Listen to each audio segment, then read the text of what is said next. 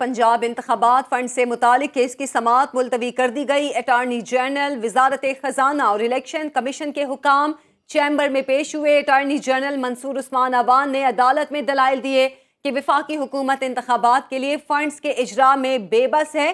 Parliament نے حکومت کو فنڈز جاری کرنے کا اختیار ہی نہیں دیا۔ 1 گھنٹہ 15 منٹ تک یہ سماعت جاری رہی۔ مختلف وفاقی سیکرٹریز کو طلب کیا گیا تھا، جس میں سیکرٹری خزانہ موجود تھے، سیکرٹری الیکشن کمیشن موجود تھے، دیگر اعلیٰ حکام موجود تھے، اور اس موقع پر اٹارنی جنرل کی جانب سے بھی دلائل دیے گئے۔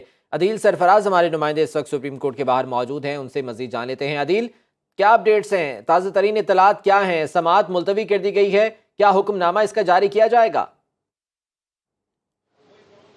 جی بالکل، حکم نامہ جاری ضرور کیا جائے گا۔ ایک مختصر حکم نامہ آئے گا اور اس میں بتایا جائے گا کہ اب سپریم کورٹ کیا کرنے جا رہی ہے۔ آج کی جو سماعت ہوئی ہے ان چیمبر ہوئی ہے، یہ کورٹ روم کے اندر نہیں ہوئی، چیف جسٹس کے اپنے چیمبر میں یہ سماعت ہوئی ہے، جس میں تینوں فاضل جج، جسٹس عمر عطا بندیال کے ساتھ جسٹس اعجاز الحسن اور جسٹس منیب اختر شامل تھے۔ تمام جو لوگ جن کو عدالت نے طلب کر رکھا تھا، مختلف محکموں اور وزارتوں کے جو سیکرٹریز تھے، جیسا کہ وزارت خزانہ ہے اور اسٹیٹ بینک ہے اور الیکشن کمیشن، ان کے اعلیٰ حکام پیش ہوئے ہیں۔ اٹارنی جنرل آف پاکستان پیش ہوئے ہیں۔ تقریباً 1 گھنٹہ اور 15 سے 20 منٹ تک یہ سماعت جاری رہی ہے، اور اس طویل سماعت کے بعد اب جب ہم نے اٹارنی جنرل آف پاکستان سے پوچھا کہ اس آج کی سماعت میں کیا عدالت نے آبزرو کیا ہے، تو ان کا یہ کہنا تھا کہ اب ایک حکم نامہ جاری ہوگا، اس میں صورتحال واضح ہو جائے گی کہ عدالت اب کیا کرنے جا رہی ہے۔ اب اس معاملے کی جو آج کی سماعت تھی وہ ختم ہو چکی ہے۔ اب دیکھنا یہ ہوگا کہ اس کو دوبارہ کب ٹیک اپ کیا جائے گا، اور کیا اب اس معاملے کو دوبارہ سے اوپن کورٹ میں یعنی کھلی عدالت میں مقرر کیا جائے گا۔ اس بات کا بھی جو ایک امکان ہے، اور وہ آج اب سے کچھ دیر کے بعد جو حکم نامہ جاری ہوگا اس میں صورتحال واضح ہو جائے گی کہ آج جو رپورٹس یا جو جوابات مختلف افسران کی جانب سے سپریم کورٹ آف پاکستان کے روبرو پیش کیے گئے ہیں، کیا عدالت ان سے مطمئن ہوئی ہے یا نہیں، کیونکہ آپ کو یاد ہوگا عدالت نے جو نوٹس ان تمام فریقین کو یا ان تمام حضرات کو جاری کیے تھے، اس نوٹس کے اندر توہین عدالت کا ذکر بھی موجود تھا، اور یہ کہا گیا تھا کہ عدالتی احکامات کی جو خلاف ورزی ہے یا عدالتی فیصلے پر جب عمل درآمد یقینی نہیں ہوتا تو توہین عدالت کی کارروائی بھی ہو سکتی ہے۔ اس بات کا تعین بھی عدالت کو کرنا ہوگا کہ اگر عدالت یہ سمجھتی ہے کہ توہین عدالت کی گئی ہے تو اس کی صورت میں کون کون ذمہ دار ہوگا۔ کیا یہ وہی لوگ ذمہ دار ہوں گے جو بیوروکریٹس ہیں، یعنی جو اعلیٰ افسران ہیں، یا جو منسٹریز کے اوپر بیٹھے لوگ ہیں، یعنی جو منسٹرز ہیں، پولیٹیکل جو فگرز ہیں۔ سب سے پہلے اگر بات کریں جو چیف ایگزیکٹو ہیں گورنمنٹ کے، وہ وزیر اعظم پاکستان ہوتے ہیں، کیا بات وہاں تک پہنچے گی؟ اس تمام تر صورتحال کا اندازہ اب اس ریٹن آرڈر سے لگایا جا سکے گا جو کہ آج جاری ہونے کا امکان ہے۔ اچھا، ابھی تو اندازہ ریٹن آرڈر سے جاری کیا جائے گا عدیل، لیکن کیا عدالت کی جانب سے کوئی بھی ایسی بات نہیں کی گئی کہ وزیر اعظم یا وزیر خزانہ کے خلاف نوٹس یا ان کو پیشی کے حوالے سے، کیونکہ یہ اندازہ لگایا جا رہا تھا کہ ایسا نوٹس آ سکتا ہے؟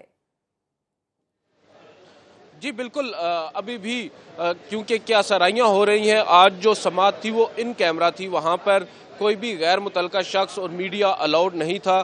جو بھی وہاں پر لوگ جن کو طلب کیا گیا تھا صرف وہ لوگ موجود تھے ججز کے علاوہ۔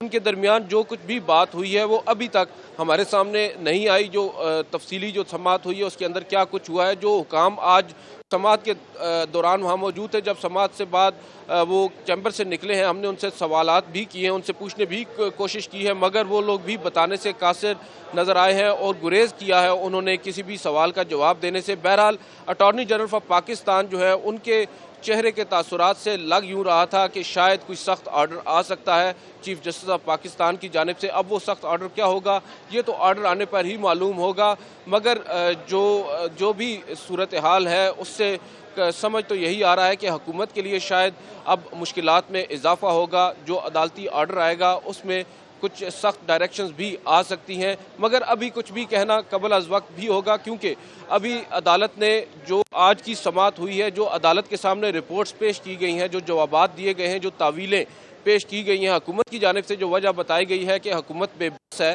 اس پر سپریم کورٹ آف پاکستان اپنا جو مائنڈ ہے وہ اپلائی کرے گی۔ تینوں فاضل ججز بیٹھیں گے اور اس کی مشاورت کے بعد ایک حکم نامہ جاری کیا جائے گا، اور اس پہ حکم نامے سے پھر معلوم ہو سکے گا کہ اب یہ معاملہ آئندہ کس سمت میں جائے گا۔ عدیل، فنڈز کی دستیابی کے حوالے سے جن حکام کو بلایا گیا تھا، سیکرٹری خزانہ تھے، گورنر اسٹیٹ بینک تھے، دیگر اعلیٰ حکام تھے، تو کیا فنڈز کی دستیابی کے حوالے سے کچھ معلوم ہو سکا؟ آیا کہ فنڈز دستیاب ہیں بھی یا نہیں؟